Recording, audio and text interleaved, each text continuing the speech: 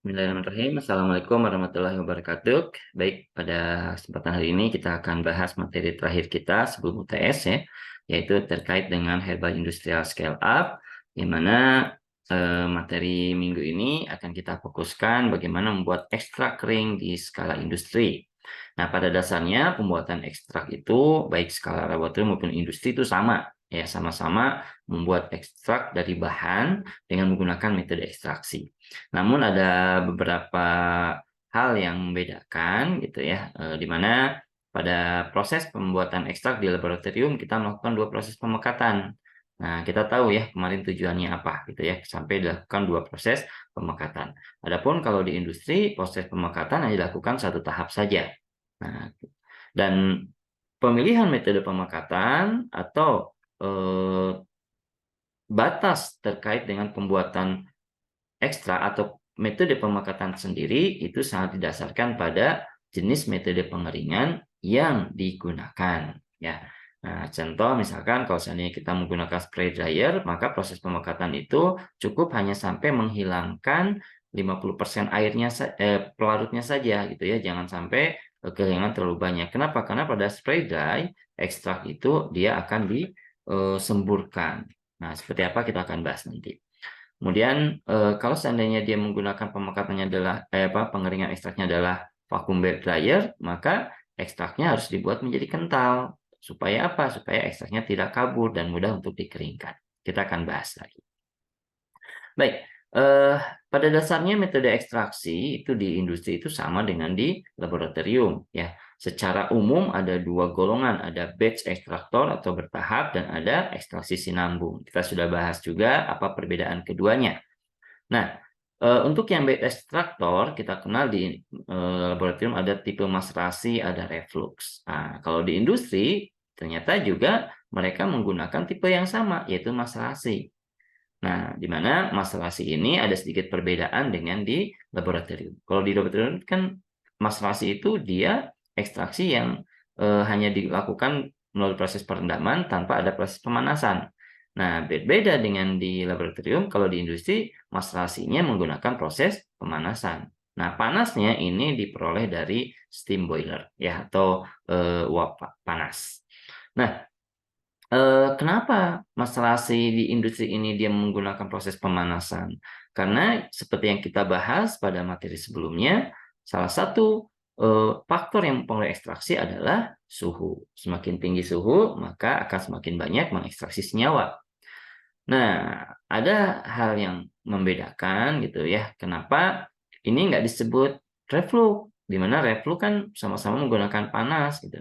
Karena di sini tidak ada terjadi aliran kembali ya pelarut, dari bahan keluar menuju bahan kembali. Jadi tidak ada aliran sehingga memang tidak terjadi reflux gitu ya. Ini hanya terjadi proses perendaman saja, hanya dibantu dengan pemanasan. Nah, ini yang membedakan antara maserasi di industri dengan di laboratorium. Dan kalau di industri, maserasi ini, ada yang memang skalanya ukurannya lebih kecil dan ada ukuran yang, jumbo. Namun, secara umum maserasi ini akan selalu ada yang dibantu dengan proses, pengadukan dan ada yang tanpa pengadukan. Kita juga sudah bahas ya, kenapa pengadukan itu penting pada proses ekstraksi.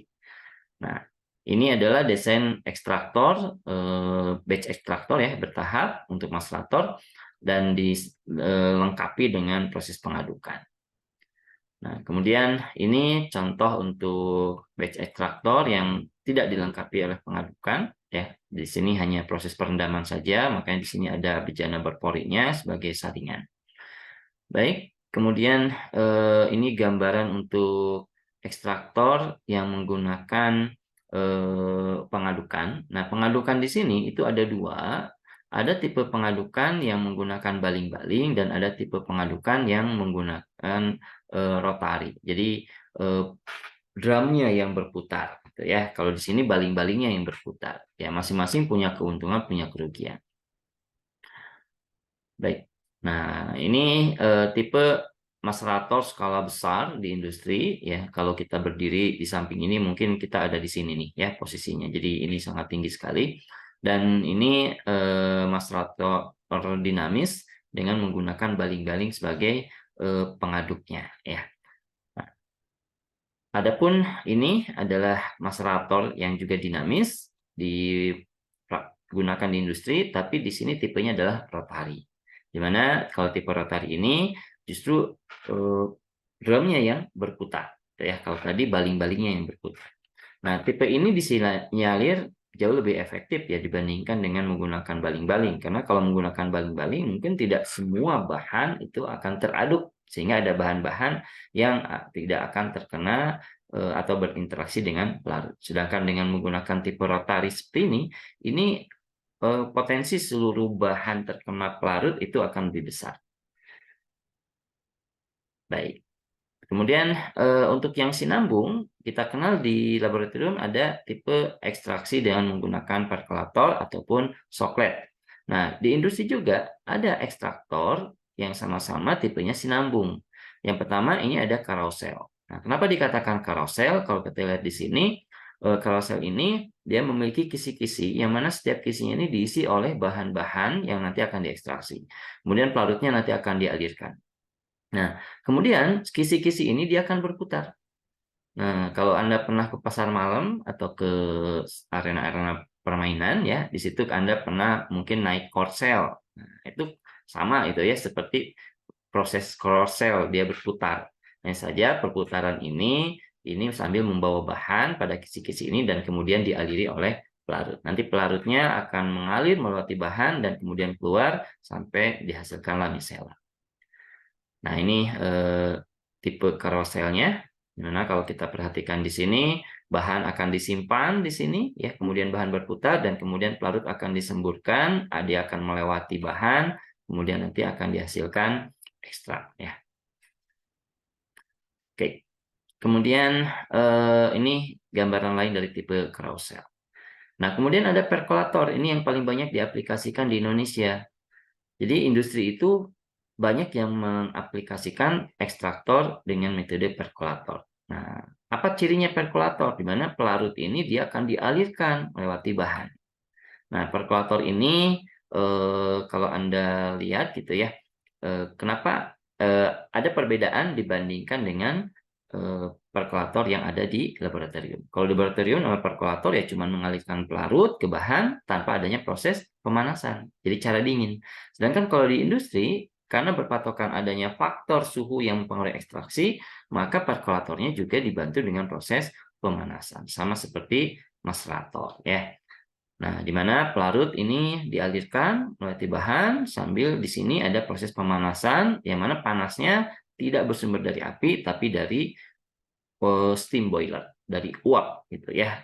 Nah, kenapa ini kan prosesnya perkolasi menggunakan pemanasan juga gitu. Kenapa nggak dikatakan soklet? Nah, karena lagi-lagi ya sama seperti Mas Rotor tadi, bahwa pada perkolasi ini tidak ada aliran pelarut. Ya, di mana pada soklet itu kan pelarutnya itu akan berputar gitu ya. Dari bawah teruapkan, kemudian masuk kondensor, kemudian mengalir melewati bahan. Kalau di sini tidak ada proses perputaran pelarut, di mana pelarut akan terus maju. Oke, ini contoh perkolator yang banyak diaplikasikan. Ini gambarnya saya comot ya dari websitenya jamuborobudur.co.id yang berlokasi di Semarang. Nah, di sini mereka menggunakan perkolator sebagai alat ekstraktornya. Nah, satu perkolator ini ada yang kapasitasnya itu sampai 650 kilo, ada yang juga kapasitasnya sampai 800 kilo. Jadi sangat bergantung pada jenis bahan pada jumlah bahan yang digunakan.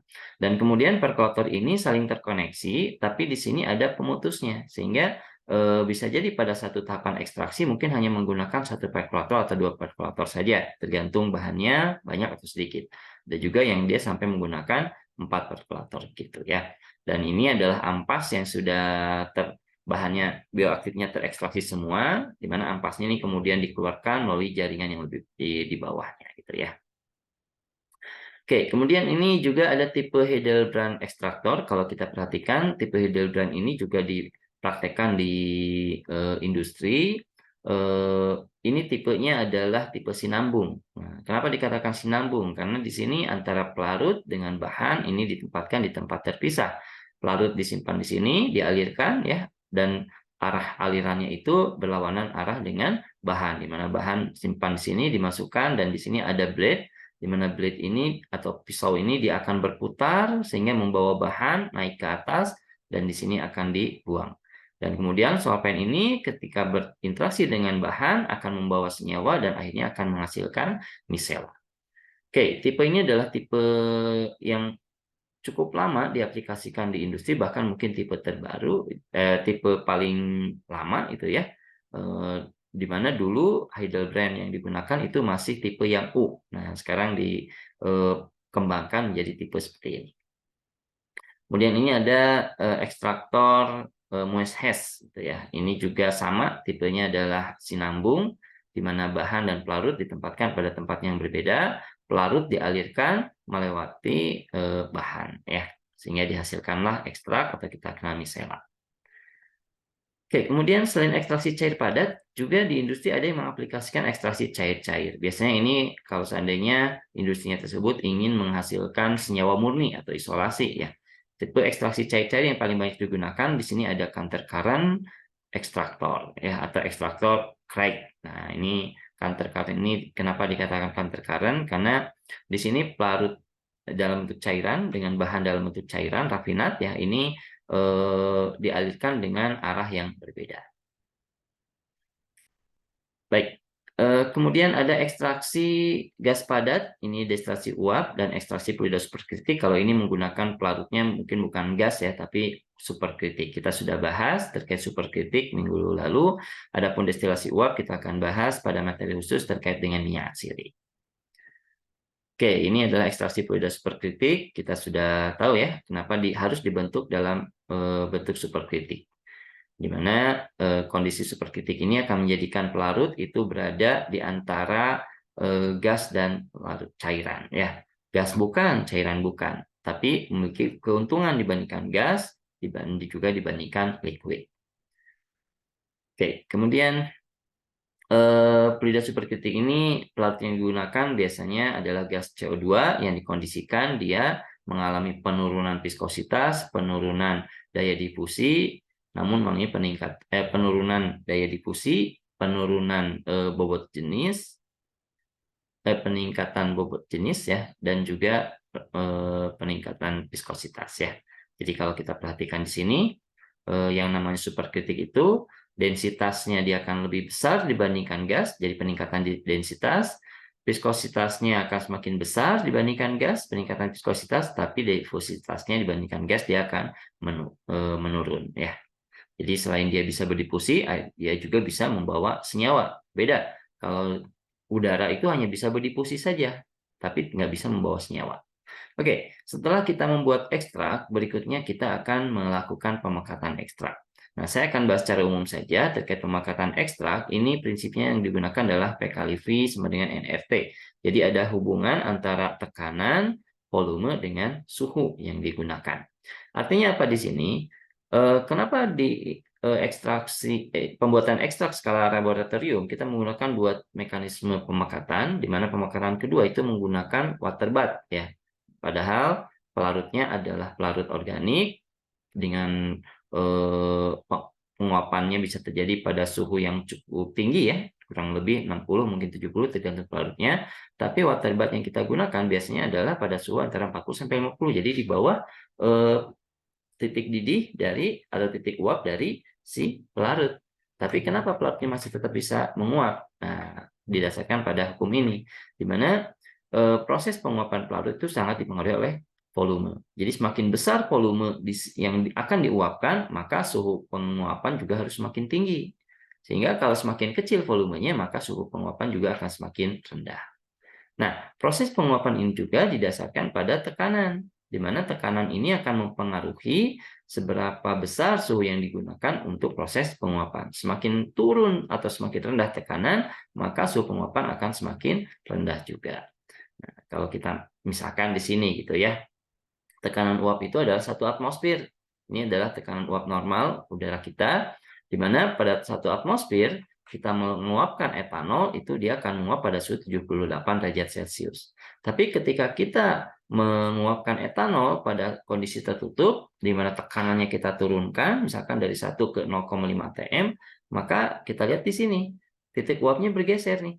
Nah, jadi bukan lagi di 1 atm, melainkan justru di sini. Maksudnya bukan lagi pada 78 derajat Celcius, melainkan jauh di bawah 78 derajat Celcius. Jadi, pada vacuum rotary evaporator, penggunaan vakum di sini adalah tujuannya menurunkan tekanan sistem. Dengan turunnya tekanan sistem, maka suhu penguapan juga akan turut menurun. Seperti itu ya. Baik, jadi faktor yang mempengaruhi pemekatan Anda bisa lihat di sini. Nah, alat yang bisa digunakan pada proses penguapan di laboratorium itu adalah vacuum rotary evaporator yang pernah Anda lihat ya. Di sini ada bagian-bagiannya.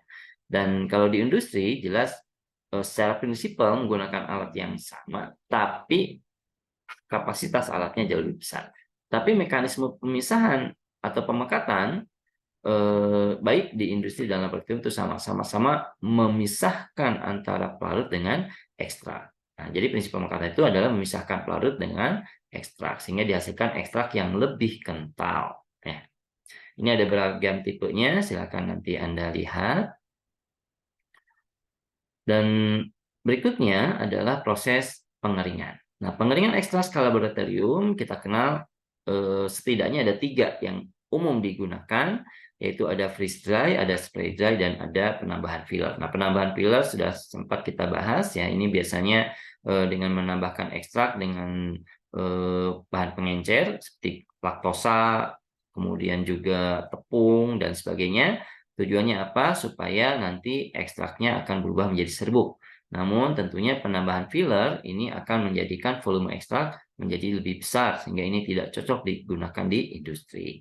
Ya, mungkin kalau seandainya untuk minuman-minuman instan itu mungkin bisa, tapi kalau untuk dijadikan obat ini tidak cocok. Kenapa? Karena volumenya akan bertambah besar.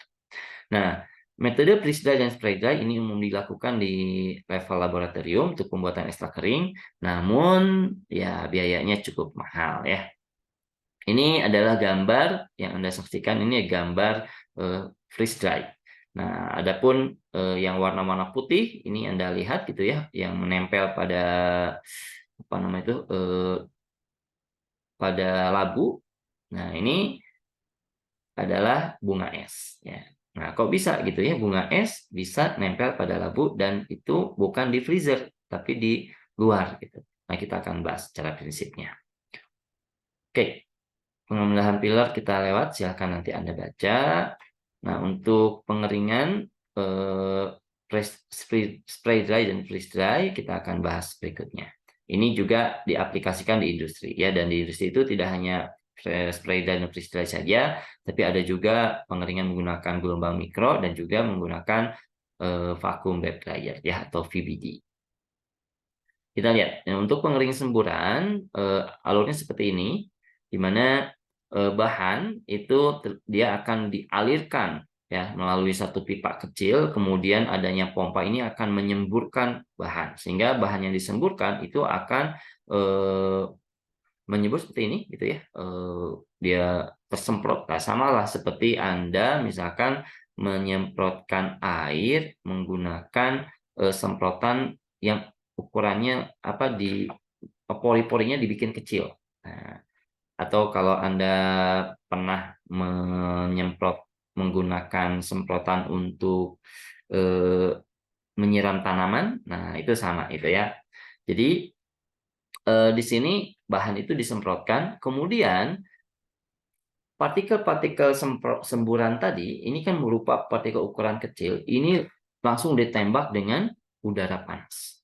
Jadi udara panas ini nanti dialirkan dan dia melewati HEPA filter dan kemudian akan berinteraksi dengan semburan. Sehingga si partikel-partikel itu akan terpisah dengan pelarut dan dia kemudian akan menghasilkan serbuk. Nah, perlu Anda perhatikan bahwa di sini pipa yang digunakan itu adalah pipa yang berukuran kecil.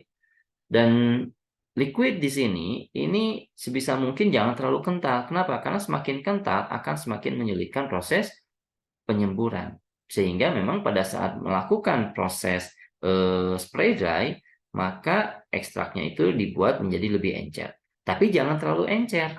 Nah, kenapa jangan terlalu encer? Kalau ekstraknya terlalu encer atau ekstrak cair gitu ya, yang pelarutnya banyak sekali, kandungannya kurang lebih 80% dari ekstrak tersebut, maka akan dihasilkan eh, apa namanya itu eh, padatan yang masih berupa seperti kapas gitu.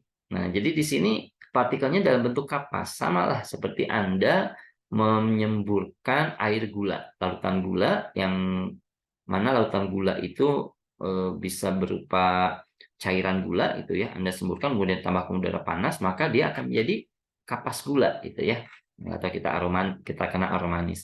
Nah, ini juga akan terjadi seperti itu gitu. Nah, gimana caranya supaya serbuk yang dihasilkan itu tidak seperti kapas, terlalu ringan, dan juga proses pengeringannya itu bisa cepat gitu ya, di mana ekstraknya itu bisa disemburkan. Maka di sini sebelum dilakukan proses pengeringan menggunakan spray dry, bahan itu ekstraknya itu dihilangkan dulu pelarutnya kurang lebih 50%. Nah, nanti di sini akan terjadi proses pengeringan dan mungkin masih ada beberapa ekstrak yang ketika dikeringkan dia dalam bentuk kapas. Nah, maka dia akan dipisahkan di sini. Jadi serbuk-serbuk yang sudah bagus ukurannya itu akan ada di sini gitu ya, dalam bentuk powder product, dan yang tadi dalam bentuk kapas itu akan di sini fine filter. Nah, nanti di sini ada yang memang beberapa yang masih bisa diambil di sini, bisa digabungkan, tapi yang nggak bisa dipilih ya terpaksa itu akan dibuang. Nah, yang fine ini kan dia jelas memiliki sifat alir yang tidak bagus gitu ya. Dimana kalau dia seperti debu lah gitu ya, ketika dia ditiup itu dia akan terbang-terbang gitu. Nah, beda dengan powder. Kalau powder ketika tiup terbang tapi turun lagi, cepat turun. Gitu. Oke, pada spray dry kita menggunakan atomizer. Di mana atomizer ini fungsinya apa? Untuk menyemburkan si ekstrak ya, supaya nanti semburannya itu akan terkena panas sehingga akan dihasilkan partikel padatan. Nah, tipikalnya banyak ya untuk nozzle-nya, Anda bisa lihat di sini. Dan kemudian ini adalah gambaran alat sebenarnya ya. Dan beberapa industri herbal ini sudah menggunakan spray dry. Mungkin kalau Anda pernah jalan-jalan atau mungkin suatu saat Anda bekerja di Java Plant ya, yang ada di Jawa Tengah, yang ada di Tawangmangu, nah mereka mengaplikasikan ini juga seperti itu. Dan ini juga sudah diaplikasikan gitu ya pada industri apa nama itu pembuatan kopi instan. Nah, itu mengaplikasikan ini juga. Oke, berikutnya itu adalah freeze dry atau pengering bekuan. Kenapa dikatakan freeze dry atau pengering bekuan? Karena di sini bahan itu dikeringkan atau ya dibuat jadi ekstrak kering pada kondisi beku. Nah, jadi bahan ekstraknya itu dibekukan, kemudian selanjutnya diuapkan atau disublimasi. Kenapa? Jadi sublimasi itu kan proses perubahan dari padatan menjadi gas, ya. Nah, kok bisa itu ya bahan ekstrak itu dibekukan kemudian disublimasi? Nah, kita ketahui kalau untuk pelarut-pelarut organik itu cenderung dia nggak bisa membeku. Ya, Anda cek aja ya, etanol masukkan ke dalam freezer, nggak akan beku. Gitu. Kenapa? Karena etanol itu baru beku pada suhu di bawah 80 derajat Celcius. Nah, sedangkan air beku pada suhu 0 derajat Celcius. Nah, oleh karena itu, supaya ekstraknya bisa beku, maka untuk pelarut-pelarut yang dia bukan air pada saat ekstraksi, maka pelarutnya itu harus dihilangkan dulu. Dievaporasi sampai habis, kemudian baru ditambahkan air. Supaya ekstraknya nanti bisa beku, bisa dilakukan pengeringan menggunakan freeze dry. Nah, kalau ngeyel, misalkan ekstraknya nggak mau dibekukan deh, tetap ada etanolnya di situ. Apa yang terjadi? Kita lihat gitu ya, bahwa kalau di skala laboratorium, si uap larut ini atau uap etanol ini dia akan merusak si seal yang ada di alat. Gitu. Nah, makanya kenapa sebisa mungkin pelarut organik itu nggak boleh digunakan pada saat freeze dry. Nah, freeze dry juga ini banyak digunakan untuk proses pembuatan nanokapsul ya, atau kita kenal sebagai lyofilisasi. Nah, lyofilizer ini itu proses pembuatan serbuk granul ya, atau ekstrak yang nanti terenkapsulasi. Nanti kalau ada penelitian-penelitian terkait dengan bagian membuat mikrokapsul, nah itu biasanya menggunakan freeze dry. Oke, ini gambaran alat freeze dry untuk skala laboratorium. Nah, kita lihat dulu ya, di sini ada bunga es, tadi sudah saya sampaikan. Bagaimana bunga es ini dibuat gitu? Kok bisa bunga es ini tetap ada pada kondisi yang di sini suhu ruangan? Kalau kita perhatikan, sebenarnya freeze dry ini sistemnya tertutup. Nah, bagaimana saya katakan tertutup? Jadi di dalam sistem ini, di dalam alat ini kita bisa mengatur terkait dengan suhu dan tekanan. Nah, tekanan ini pada freeze dry itu dibuat menjadi mendekati 0. Jadi tekanannya diturunkan sampai mendekati 0, dan terlebih dahulu ya di sini eh, apa namanya itu ekstrak yang sudah tercampur dengan air ya, itu dia dibekukan. Nah, ekstrak dalam bentuk beku tentunya pada tekanan 0 dia akan tetap dalam kondisi yang beku. Tapi ketika suhunya dinaikkan sedikit saja, maka si bekuan tadi ya, air beku ini akan langsung membentuk uap. Jadi tidak mencair tapi langsung membentuk uap, menyublim. Gitu. Oke. Bagaimana caranya kita membuat bunga es ini atau menjadikan si ekstrak ini beku? Dimasukkan ke freezer. Nah, tentunya itu akan bermasalah gitu ya. Nah, yang paling mudah adalah prosesnya itu dengan menggunakan larutan etanol dingin. Jadi pelarut etanol dingin ini yang biasanya digunakan untuk membekukan bahan. Jadi bahan itu tadi ya, kalau dia pelarutnya air gampang gitu ya, tinggal dibekukan dengan cara seperti ini ya. Dimasukkan ke etanol dingin di minus 80 derajat, kemudian sampai terbentuk bunga esnya, sampai dia benar-benar beku, kemudian nanti tempelkan ke alat freeze dryer. Nah, kemudian jalankan alatnya, mengukur dengan men-setting tekanan dan juga kita setting suhunya. Maka terjadilah proses pemisahan antara pelarut air dengan ekstraknya, sehingga dihasilkan ekstrak kering, dan airnya nanti ini kan dalam bentuk uap tuh. Ya, berikutnya air ini akan melewati kondisi normal ya, di mana tekanannya dinaikkan kembali sehingga nanti uap airnya akan berubah menjadi cair. Nah, kemudian kalau pelarutnya non air tadi sebisa mungkin pelarutnya harus diganti dengan cara bagaimana? Pelarutnya diuapkan kemudian ditambahkan dengan air. Nah, ini adalah alat freeze dry untuk skala industri ya, secara umum sama sih. Nah, cuman di sini tipe alatnya sih yang berbeda gitu ya. Ada yang tipe bell jar, ada rektangular, dan ada pengering tunnel. Oke, ini adalah tahapannya di mana ekstraknya tadi ya harus dalam bentuk cair dan dia harus pelarutnya air bukan dalam bentuk cair ya. Kemudian pelarut ekstrak ini harus dibekukan terlebih dahulu. Kemudian ada pengering gelombang mikro. Nah, kalau di sini menggunakan gelombang mikro atau microwave.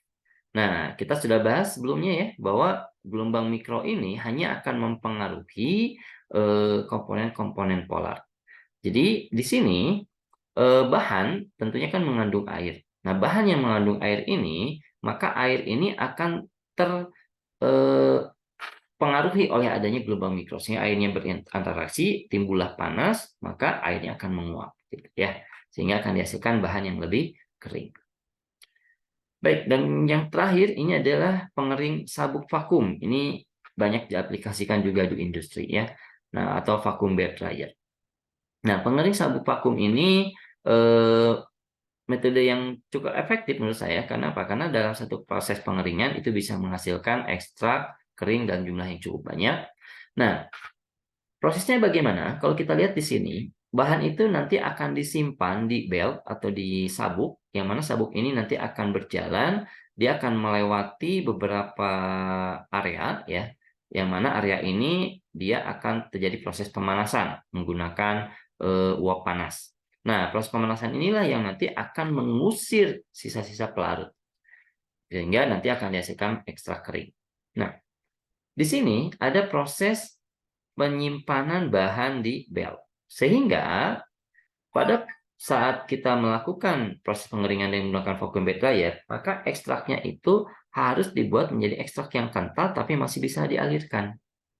Jadi di sini pada saat proses pemekatan, ekstraknya itu dipekatkan sampai kurang lebih ya 70% pelarutnya itu hilang atau 80% pelarutnya hilang, sehingga nanti bahan atau ekstrak itu bisa dialirkan, bentuk seperti kecap lah ya, dialirkan, kemudian nanti dia bisa nempel tuh di sini di bel. Nah, setelah menempel, kemudian belnya akan jalan. Nah, di sini akan terjadi proses pengeringan dan di akhir ekstrak kering ini, gitu ya, sudah kehilangan pelarut, dia akan didinginkan. Kemudian nanti dia akan turun ke sini dan ini terjadi proses milling atau grinding. Nah, sehingga akan dihasilkanlah ekstrak kering. Gitu. Jadi seperti ini tahapannya. Jadi kalau kita bandingkan antara fluid bed dryer dengan spray dryer, ya ternyata ada sedikit proses yang berbeda, yaitu pada tahapan proses pemekatan ekstraknya. Di mana pada spray dryer karena ekstraknya akan disemburkan, maka ekstrak itu kehilangan pada saat evaporasi ya kehilangan airnya atau pelarutnya itu maksimal 50%.